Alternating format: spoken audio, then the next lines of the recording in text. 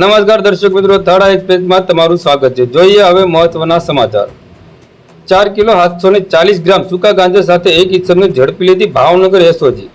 આજરોજ તારીખ 18/4/2025 ના રોજ Bhavnagar SOG police inspector DU સુનેસરાના માર્ગદર્શન હેઠળ પોલીસ કોન્સ્ટેબલ હરપાલસિંહ ગોહિલ તથા પોલીસ કોન્સ્ટેબલ ધર્મેન્દ્રદીપસિંહ જાડેજાની સંયુક્ત બાતમીના આધારે ભૂરાભાઈ વીરાભાઈ ભુવા ઉંમર વર્ષ 55 રહે જૂની સાપરી તાલુકો તળાજા જિલ્લો ભાવનગર વાળાને તેના કબજામાંથી સૂકો ગાંજો જેનું વજન 4 કિલો 740 ગ્રામ જેની કિંમત ₹47,400 તથા આધાર કાર્ડ તથા લાઇટ બિલ જેની કિંમત ₹00 તથા કુલ કિંમત ₹47,400 ના મુદ્દામાલ સાથે મજકૂરી ઇસમને પકડી પાડેલ છે, જેની એનડીપીએસ એક્ટની જોગવાઈ અનુસાર કાર્યવાહી હાથ ધરી તળાજા પોલીસ સ્ટેશનમાં ગુનો રજીસ્ટર કરાવેલ છે।